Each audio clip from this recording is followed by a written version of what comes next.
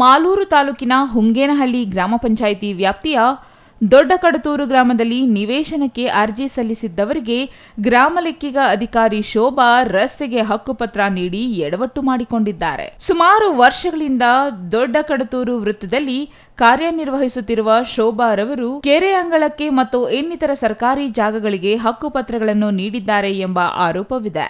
ಇವರ ಹತ್ತಿರ ಯಾವುದೇ ಕೆಲಸ ಆಗಬೇಕಾದ್ರೆ ಹಣ ನೀಡಬೇಕು.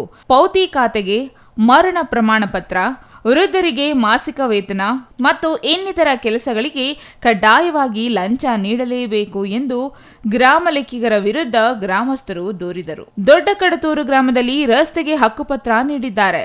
ದೊಡ್ಡಕಡತೂರು ಕಂದಾಯ ವೃತ್ತದಲ್ಲಿ ಕಾರ್ಯನಿರ್ವಹಿಸುತ್ತಿರುವ ಗ್ರಾಮ ಲೆಕ್ಕಿಗ ಶೋಭಾರವರು 2022-23ನೇ ಸಾಲಿನಲ್ಲಿ ಮಾಲಾ ಎಂಬುವವರಿಗೆ 1200 ಚದರ ಅಡಿಗಳಿಗೆ ಹಕ್ಕುಪತ್ರ ನೀಡಿದ್ದಾರೆ. ಗ್ರಾಮದ ಸ್ಮಶಾನ ಮತ್ತು ಕೆರೆ, ತೋಟಗಳಿಗೆ ಹಾದು ಹೋಗುವ ರಸ್ತೆಗೆ ಸ್ಥಳ ಪರಿಶೀಲನೆ ಮಾಡದೆ ಹಕ್ಕುಪತ್ರ ನೀಡಿದ್ದಾರೆ. ಅಲ್ಲದೆ ಇದೇ ಗ್ರಾಮದಲ್ಲಿ ಸುಮಾರು ಅಕ್ರಮ ಹಕ್ಕುಪತ್ರಗಳನ್ನು ನೀಡಿದ್ದಾರೆ ಎಂದು ಗ್ರಾಮಸ್ಥರು ಆರೋಪಿಸಿದ್ದಾರೆ.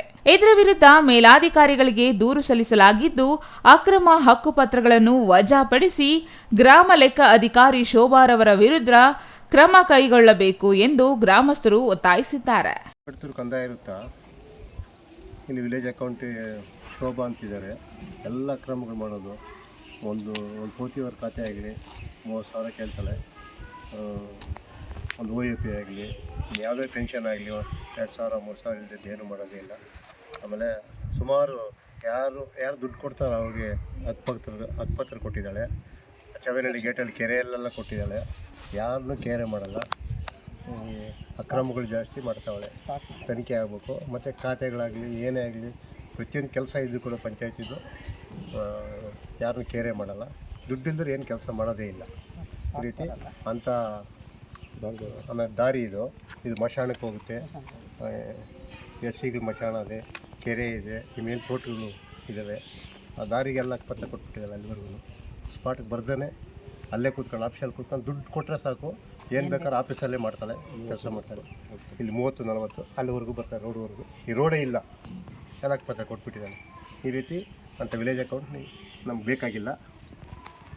ದಯವಿಟ್ಟು ಸಂಬಂಧಪಟ್ಟ ಅಧಿಕಾರಿಗಳು ಇವ್ರನ್ನ ಆದಷ್ಟು ಬೇಗ ಬೇರೆ ಕಡೆ ಸಸ್ಪೆಂಡ್ ಮಾಡಿ ಬೇರೆ ಕಡೆ ಇದು ಮಾಡಬೇಕು. ಇನ್ನು ಈ ವೇಳೆ ಮುಳಿಬಾಗಿಲಪ್ಪ, ಮಲ್ಲಿಕಾರ್ಜುನ, ನಂಜಪ್ಪ, ವೆಂಕಟಸ್ವಾಮಿ, ಮುಕುಂದ ಸೇರಿದಂತೆ ಗ್ರಾಮಸ್ಥರು ಹಾಜರಿದ್ದರು. MP Prakash, CTV news, Malur.